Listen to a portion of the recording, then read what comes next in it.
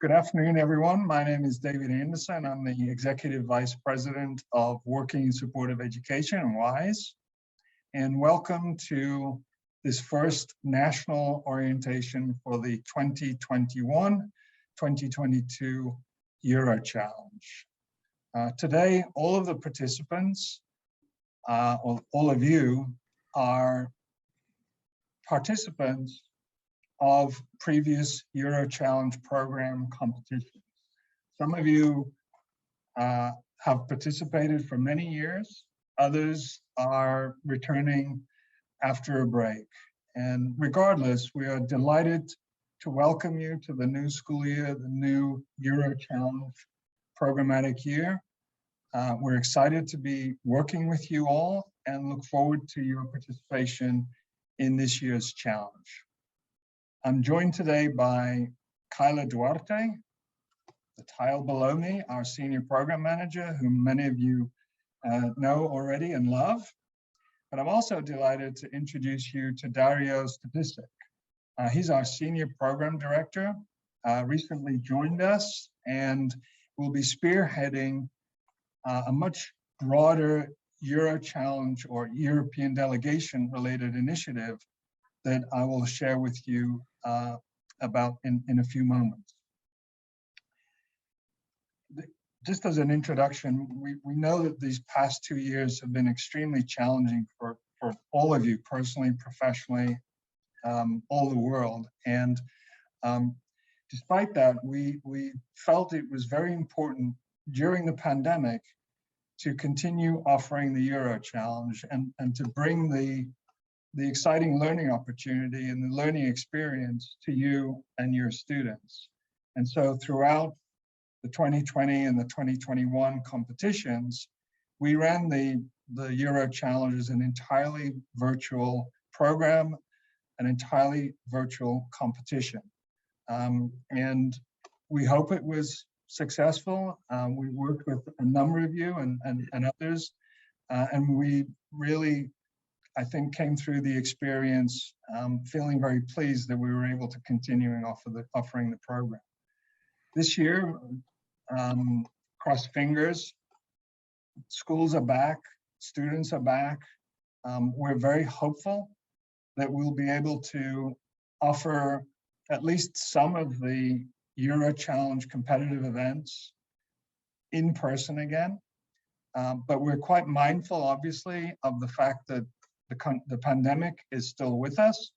We're mindful of the fact that for some or many of you and your students, there may be travel restrictions. And so we're ready to offer another virtual program or virtual competition this year as it is necessary. So just keep that in mind. We have good news, and that is that since the spring, we have been very fortunate to have been awarded a new 3-year contract from the European delegation, the European Commission. This 3-year contract is, as I mentioned earlier, a much broader mandate from the EU delegation for us, together with a consortium of 3 wonderful partner organizations from Europe. One is called GOPA, one is called BNS, the other is the German Marshall Fund. And together, the four of us will be helping to implement all of the EU delegations' educational programs in North America, and some of them are transatlantic.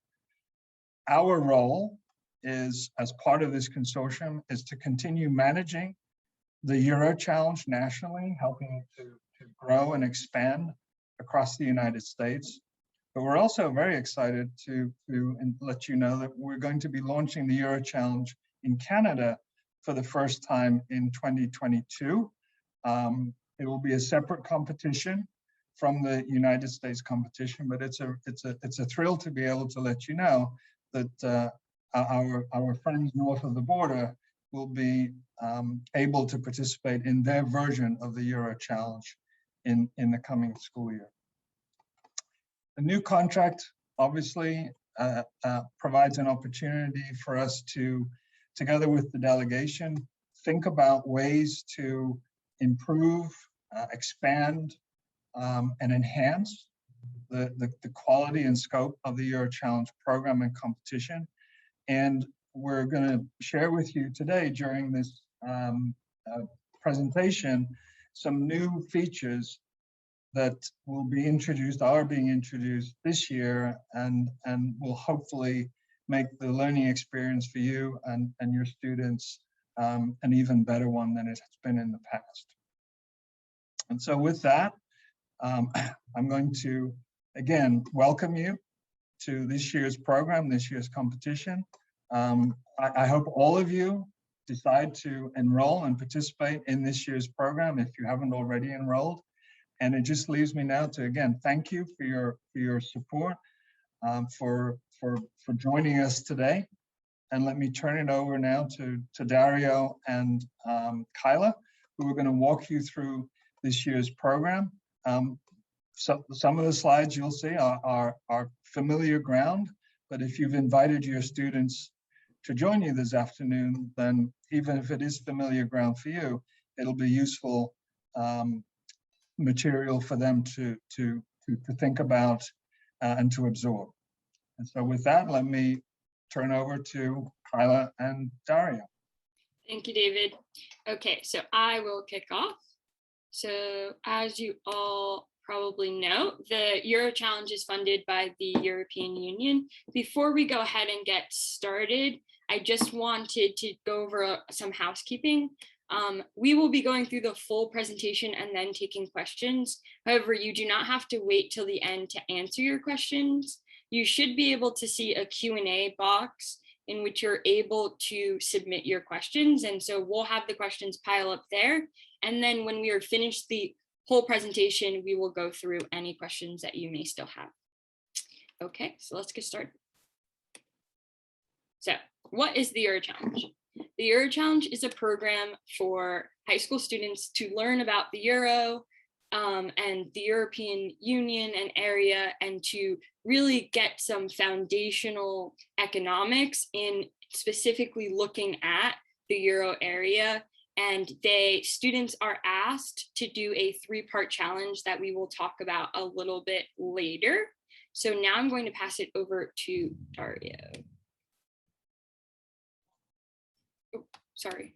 Ooh. Go ahead, Dario. Thank you, Kyla.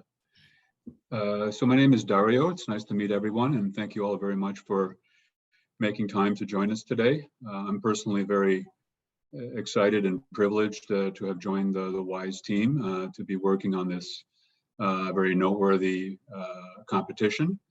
The Euro Challenge was launched in 2006, so we do have quite a bit of history, if you will, behind us. We've reached several thousand students who have participated actively in the challenge previously over the last 15 years since the launch.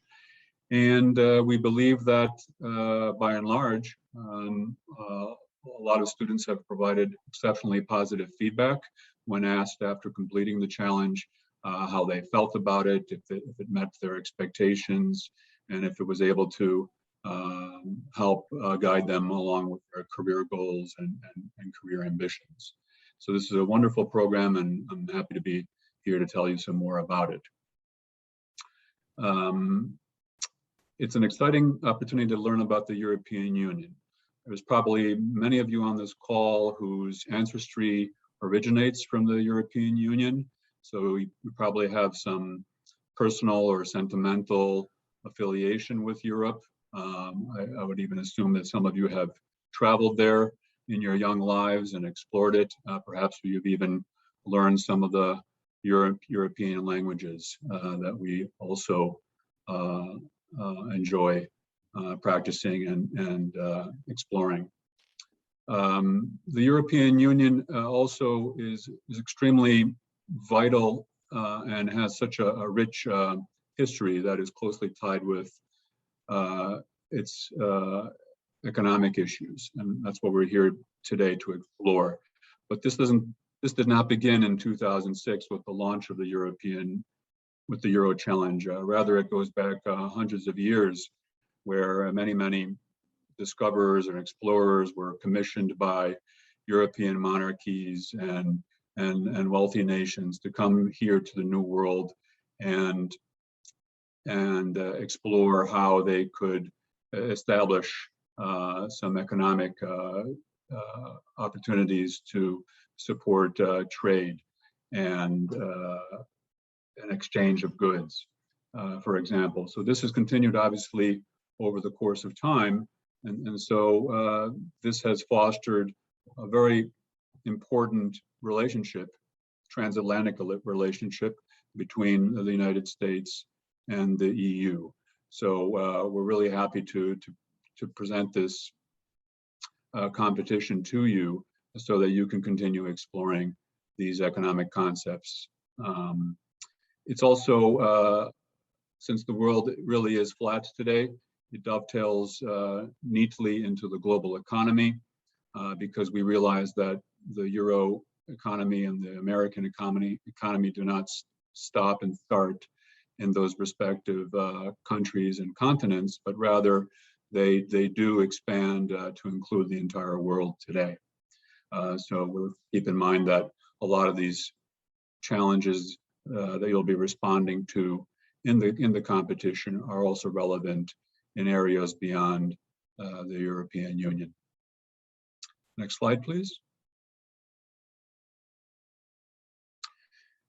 This is a very prestigious competition that I think you'll learn to appreciate very quickly when you do begin participating. It's an incredible addition that you can consider to your resume as you begin shaping it for college applications or even beyond when you get ready to look for work. So I think this is especially relevant to those of you who will be considering following a academic or a career path in history and economics and foreign policy, to name some of the most relevant courses or areas of study that would be closely aligned with the Euro Challenge. I mentioned that it's extremely prestigious, and that's because it'll give you an opportunity to network with professionals from a leading European bank that's based here in the United States. And we are about to roll out a noteworthy mentorship program where a lot of these bank volunteers have expressed an interest in working closely with our Euro Challenge teams to help you hone and shape your forthcoming presentations that you'll be delivering to a panel of judges in the spring semester of next year. So these bank volunteers will be telling you a little bit about what they do professionally, so that will be of interest to you. But more specifically, the bank volunteers will be a tremendous asset to help you fine-tune and polish your presentations, in addition to doing research on the topics that you'll be choosing. And then waiting in the corridor at the end of the road will be the ambassador of the EU to the US and several high-level diplomats who will be welcoming the finalists on a trip to Washington, D.C. It's been generously subsidized by the Moody's Foundation. There are also cash awards available for the best teams, as deemed so by our panel of esteemed judges. So again, I want to highlight that this is a prestigious opportunity to network with professionals, to gain access to diplomatic community that's serving the European Union in the United States, and to visit Washington, D.C. and some important financial service industry landmarks. Next slide, please. So when you do begin down the path of engaging with the Euro Challenge, it's important to realize that this is a national competition. So we're excited to enable many high schools that have achieved very well in history and social studies and who have a keen interest in European affairs together in this consolidated platform called the Euro Challenge. Perhaps some of you have had exposure to some foreign policy magazines such as The Economist or Foreign Affairs, or perhaps you've listened to Fareed Zakaria talk about what he thinks the European Union should be doing on CNN or other media outlets. You're going to be getting an opportunity to simulate what foreign policy actually is in the real world. So these topics that we've handpicked and crafted for your consideration are really very closely aligned with what the recent United Nations General Assembly was discussing in New York City in September, what the IMF will be discussing over the next few days when they bring their leading diplomats and foreign policymakers together in Washington, D.C.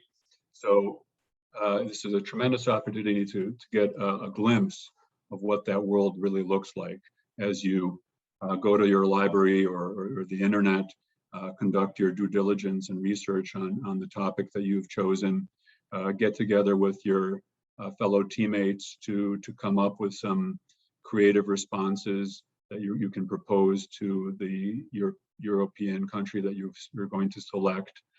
And economics is closely related again to the study of history. As I mentioned, it goes back centuries and has had tremendous influence and impact in the United States and of course the European Union. So it'll give you some great exposure to some hard science, empirical data that you'll have to look at and review and consider and see what kind of findings you can glean from that data. But also with respect to building soft skills that you'll always be able to improve on in terms of public speaking, creating presentations that are motivated and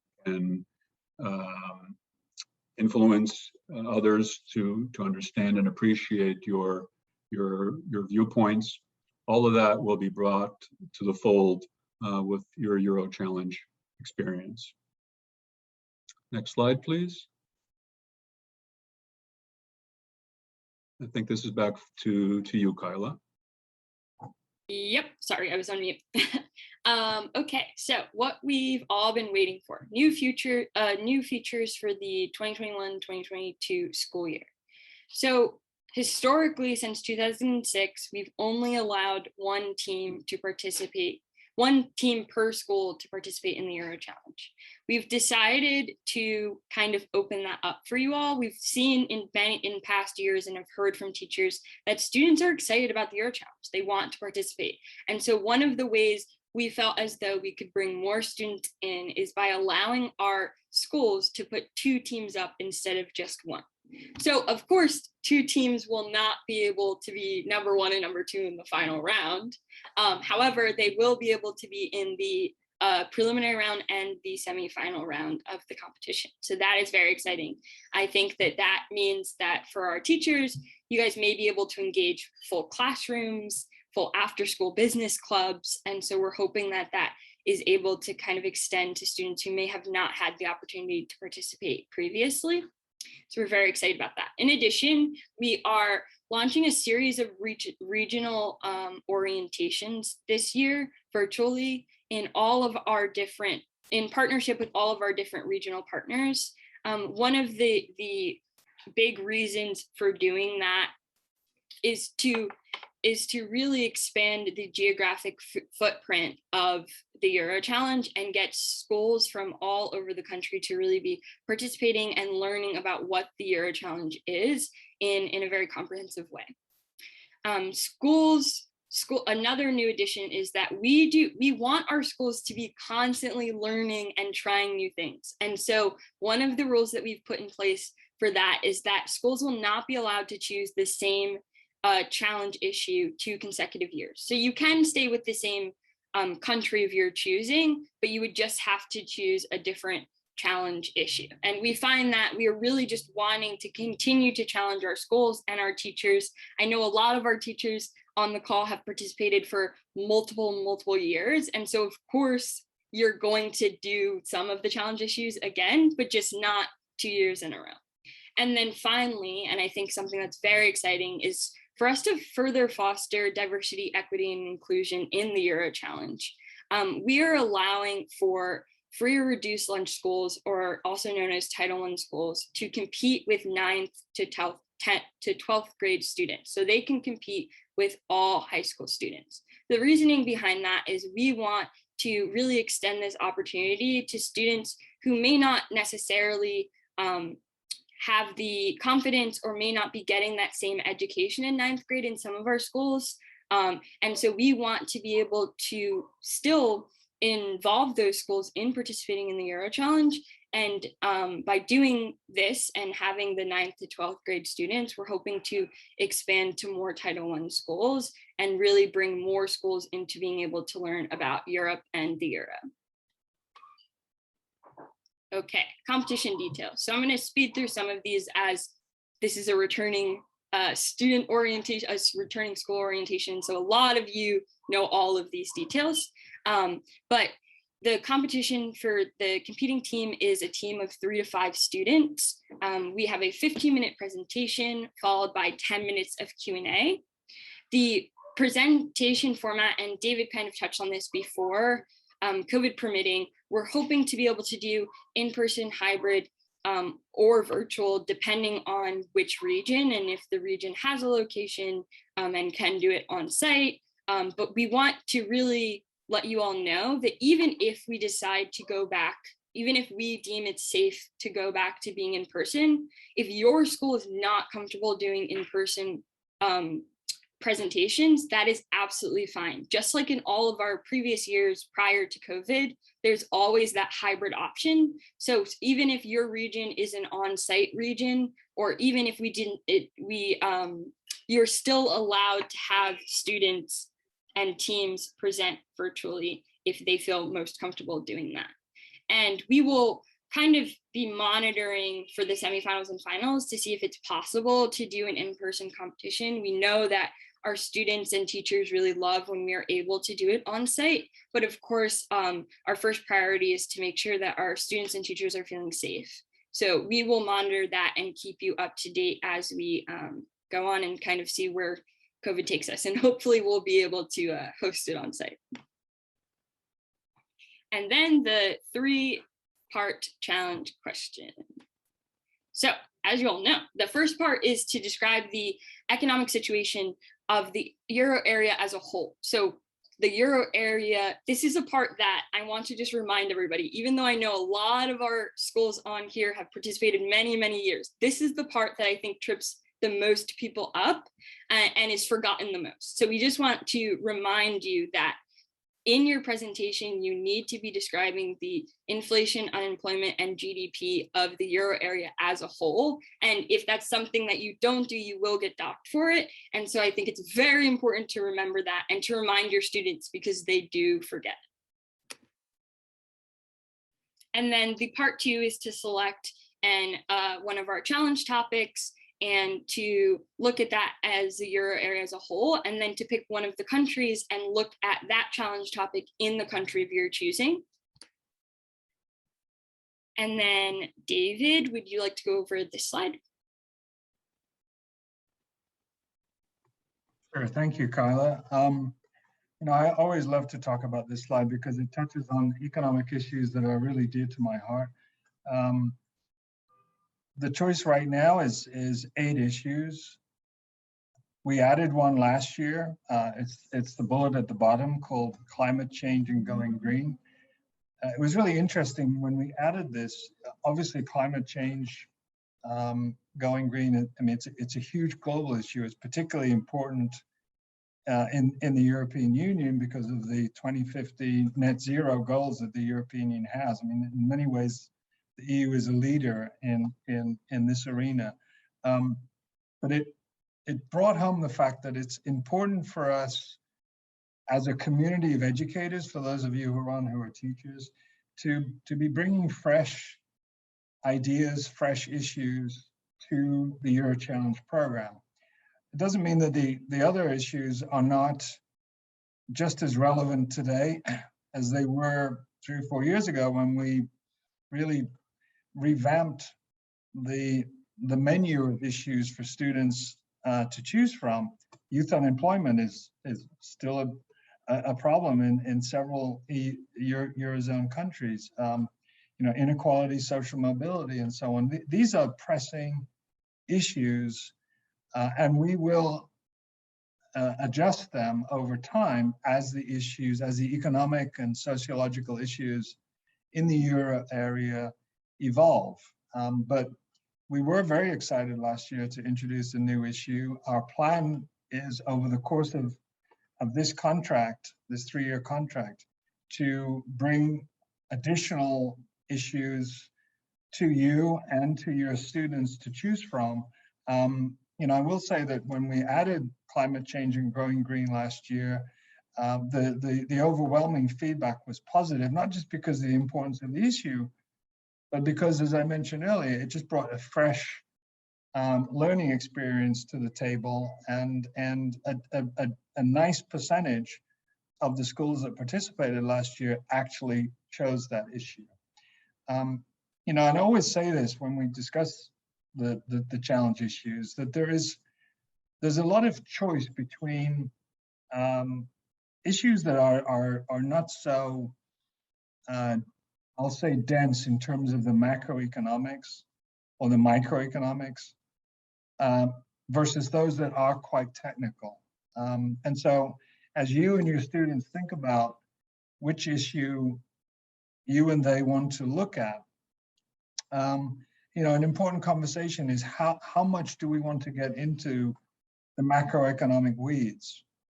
Living with a single monetary policy, for example, it's a very technical macroeconomic topic, and it's still relevant because the euro, even though it's going to be 20 years old next year, still has an impact on policy in the countries that are on the euro. And so, but that's a very technical issue.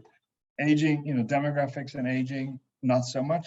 Climate change, going green, yes, it's economics. It touches the economy of every single country, but it's not such a technical macroeconomic issue. And so it's a very important conversation to have with amongst yourselves, your students, and so on, about how much into the weeds of macroeconomics you want to get. And hopefully this array of 8 choices this year, and going forward, there'll obviously be additional choices. Hopefully this array provides a lot of choice for you students, for you as educators for this year. Next slide.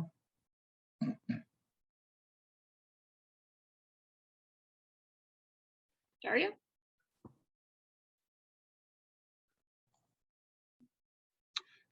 So I think this is one of the most creative aspects of the challenge, in my opinion, simply because by this point you will have done all of your research, you will have gleaned whatever you can from that research, you will have validated that research to extract some noteworthy findings that will then influence your policy recommendations, specifically tied to a country in the euro area. Again, a country that has adopted the euro.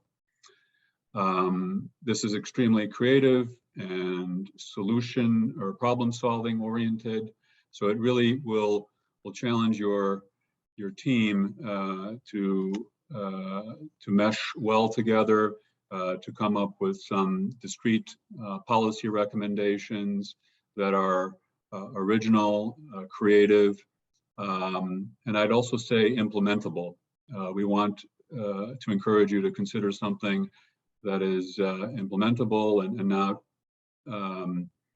outrageous and something that cannot be achieved, but something that is cost effective if you can consider relevant expenses associated with implementation, as well as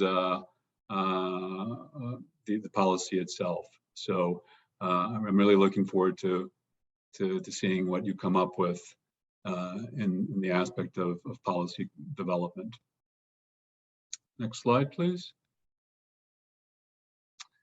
So in a few slides, we'll present you with a calendar of milestones that will be important to you as you navigate the next several months of the challenge.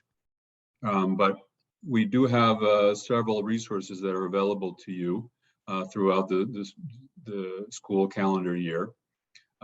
So first and foremost, we have our eurochallenge.org website, where we'll be making several updates as they surface. So please make a point to check in regularly with our website. We also have a number of social media sites where we're posting regularly relevant messages to the Euro Challenge program.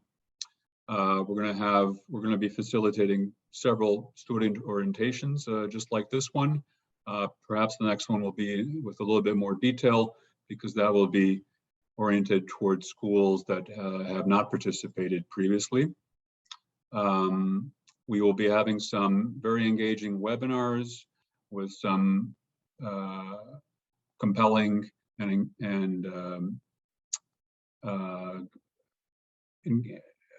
excellent speakers from various fields of economics and history, who could comment independently on the topic questions or the state of affairs in the Euro area economy. A few minutes ago, I mentioned that a noteworthy European-based bank with offices here in the States has expressed a keen interest in offering up some of their professional volunteers who have a big interest in working with you all to support your presentations and to polish them. So I think that's a terrific opportunity that I'd encourage you to take advantage of. And then finally, we have the Euro Challenge Institute, which is comprised of mock judges that are, again, volunteer-based professionals in the financial services industry, and they will be available to you when the time comes to do dry runs of your presentations, and then provide candid, honest feedback to your presentations. So this will occur probably in the early spring timeframe, following your research phase, and when you've started to build out your presentations, and just before you are ready to present them to the formal panel of judges as part of the competition. You will be given an opportunity to work with the Institute of mock judges. So that will be a great opportunity to, again, fine tune and polish your presentations in preparation for the competition. Next slide, please. So here we have a breakdown by percentages of our scoring rubric. So this will be adopted by our panel of judges and even the mock judges that I just described. So going top to bottom, 25% is allocated towards general knowledge about the EU, the Euro, and related economic concepts, and how you weave those concepts within your presentation. Similar scoring at 25% will be attributed to your policy prescription. So in addition to one of the most creative aspects of the challenge, we've allocated a substantial amount of your score to the actual validity and implementability of the policy itself. 10% is attributed to the quality of the presentation. So think about public speaking, how you'll be able to respond to judges' questions, and so forth. Another 10% is attributed to the depth of research and analysis. So that will come to light as part of your presentation. our panel of expert judges will be deeply knowledgeable of your topic. And so they are subject matter experts and will be able to assess how well you have conducted your research and analysis. Next is teamwork and cooperation. Here, 10% is assigned to your score. We really encourage all team members to be passionate and equally involved wherever possible. You can consider role play where one team member is responsible for research and another team member is responsible for policy formation and so forth. So please think of creative ways to divide your work responsibilities so that we don't have one person who is a standout contributor, but rather we want to give appreciation to the entire team. And then you will also be given an opportunity to respond to judges' questions as part of the Q&A that follows your presentation. I believe that's going to be 10 minutes in length.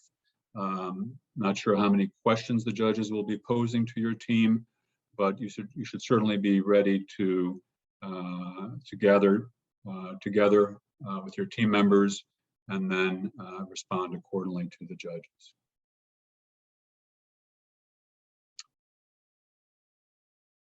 Some of the types of questions that you can foresee coming from the panel of judges. Again, these are individuals in the diplomatic community, and last year we had a senior reporter focused on foreign affairs from CNN. Very esteemed panel of judges who are highly knowledgeable of European affairs, specific to the economy there. So they'll be very well versed with the topics that you have chosen, or the topic that you have chosen. And then again, keep in mind when answering to speak clearly, you'll have sufficient time to huddle together, discuss the question, possible answers and scenarios that you think the judges would appreciate. And then it should be visible to the judges that, again, no single person on the team is driving the conversation, but rather all of you are working collaboratively and in unison to come up with a strong reply to the judges' questions. Thank you. Next slide, please. Okay, so I know that you guys may be thinking, new students who may or not have participated last year, that's a lot. But I want you guys to know that we're here to help you. We want you all to succeed. So let's go over some tips to success. So we think one of the most important things is to make sure that you're stating your chosen issue and country as soon as the presentation starts. So that should be on the first page so that going into your presentation, our judges know what you guys are doing, right? Sometimes you guys get so caught up in the presentation and the content that sometimes we forget to mention exactly what we're looking at. What's the challenge issue we're looking at? What's the country that we're looking at? So we want to make sure that you do that. And then kind of back on what I said earlier, you want to make sure that you're answering all three parts of the challenge task that we went over in the earlier slides, especially focusing on all of them, but especially don't forget number one, because I feel like that's the one that our students forget the most, because it is the more general looking at the Euro area and not necessarily specifically looking at their country just yet. And then we want you to be innovative. We want to hear solutions that we have not heard before. We want you guys to get creative with your solutions. We want them to be feasible, but we also want them to be solutions that may not have been thought of for that country before. We want you guys to stay creative and give us really comprehensive solutions. And then we want you to keep in mind that the political and social context can change all of the time, right? So even though you may have finished your presentation in February, something might come out in March that changes a little bit about your presentation. And so we want you to make sure that you're trying to stay as current as possible with your solutions and the things that you're saying about your countries. So those are just our general keys of success. And then as we all know, we've been virtual for the last couple of years, and I've watched probably close to 150 virtual presentations. So our keys to success for our virtual presentations are to always practice using Zoom, right? So even though you guys might be in school now and may be practicing in person, if in the case that we have to go virtual, you want to make sure that you're comfortable giving the presentation virtually, which may feel as though it's the same as doing it in person, but it does add a little bit it's a little bit different than when you're doing it with your team in person, and you can see all their faces and you can kind of catch their vibes from looking at them. When you're home and maybe at your computer, that's a little bit different. And so we want you to practice so that it's just as smooth as it would be if it was in person. And then, of course, we want you using a strong voice, especially over Zoom, especially if you are in school and are wearing masks. Sometimes it's very hard to hear, right? So we want to make sure that you're using very strong voices so that all of the judges can hear that you guys know what you're talking about and that you've studied the material hard and that you've put together a really great presentation. And for that to happen, we have to hear you. And then we want you to position the light towards your face. So if you sit with the window behind you, it's really tough to be able to see your faces and see you smiling and see you interacting with the judges. And so if possible, always having the window in front of you like mine is and not behind you where it will create kind of a shadow over. And then it's always nice, and not always possible, but it is nice if you can get in front of a blank wall or to use a virtual background. That way there's nothing necessarily like my background, which could be distracting to people when they're trying to watch your presentation. And then just to make sure for kind of connection issues, I think it's best if everybody turns their mic off or mutes themselves when they're not speaking, especially if you guys are trying to present virtually, but all of the students are in the same room. We don't want to get feedback from other computers. So once you're done your piece, it's great if you mute so that the other person who's speaking can go ahead and speak without any feedback. And then you always want to make sure that you're ready to share your screen. I've been in so many presentations where the students are scrambling to find their presentation, but you guys know that you have your presentation. So you want that up in front and center so that it's really showing the judges that you guys mean business. And then if you are all in the same room, because if we do have to do some of the competition this year virtual, there's many scenarios, right? All students could be at home on their own computers, right? Or all students could be maybe using one computer in school. If you're going to be using one computer in school, I've found from lots of trial and error that the best way to do that is to have somebody call in on their cell phone and then to use their cell phone as a mic. And you will be passing that mic to each student as they speak so that you don't have to worry about not being heard because your body might not be as close to the computer as your partner. And then of course, smile, right? The judges want to hear what you have to say, but they also want to see you being inviting and that you're liking what you're learning. And I think that that's really, really important. So that is it for my tips and tricks for now. Dario? Thanks, Kyla. So we are extremely grateful to the Moody's Foundation for offering up a significant amount of money to the first through fifth place winners.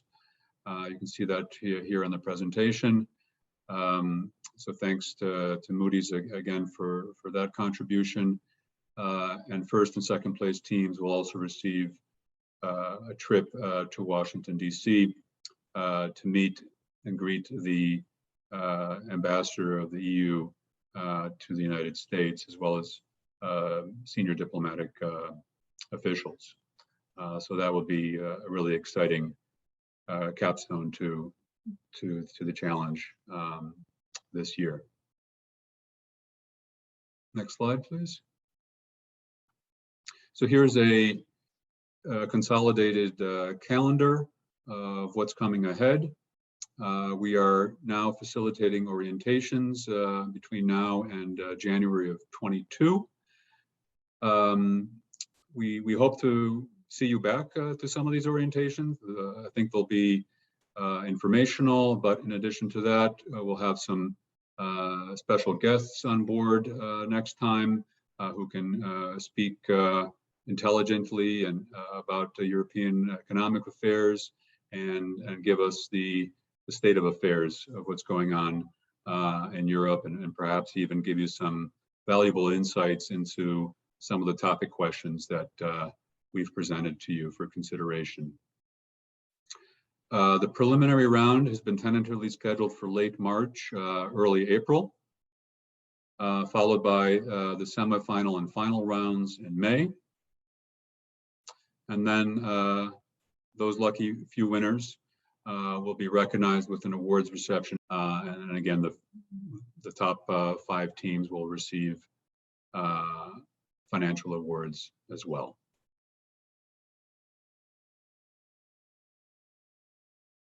Okay, now I hope you're all thinking, if I haven't already registered, where do I go to register? So these are the steps to register. So step 1 is just register your school. So I get a lot of communications with teachers who are worried to register their school because they don't yet have their presenting teams. And we're here to tell you that that is absolutely fine. We just want you to, this first registration is kind of like a, we're in, right? We're getting our ducks in a row, we're getting our things together, but I want you guys to know that we'll be participating. So that's kind of the step 1 of the registration. And that takes place from August all the way through December. And so then our step 2 is register your team. So this is once you find out who your presenting team is going to be, you find out your alternates, you're working on your presentation, and you're like, okay, my team is solid. Now I'm going to register my team. So that takes place in December to February. So if you are scrambling right now to get your team together, I want to tell you, do not worry, right? We don't need those names of your students until February at the latest, right? So the step 1 is already open, and step 2 will be opening in December. And then to stay in the know and keep in constant contact with us, here are some of our websites. So this is the Eurochallenge website, our Facebook, and then the delegation has an EU top 10 newsletter that you can subscribe to.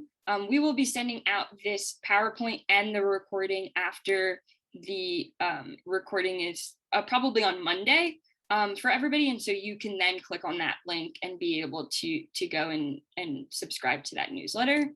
And then of course, our social media handles, we've just started on Twitter as our own Eurochallenge Twitter. So please go and follow us over there. We will be doing lots of updating. And as usual, we will be doing our Motivational Mondays and Fact Fridays about the EU. So stay engaged with us on our Instagram. It'd be great if people who are on right now could go ahead and give us a follow, just so that you know that you are going to be in the know. We also announce our semifinal advancing schools and our top 5 finalists on our social media channels first. So if you want to know as soon as you can, then you need to be following these sites. In closing, thank you very much for your time. It's greatly appreciated. We know that a few of you have already registered, so thank you very much for that. And for those who haven't, we look forward to receiving your registration soon. If you need any kind of help facilitating that, don't hesitate to reach out to us.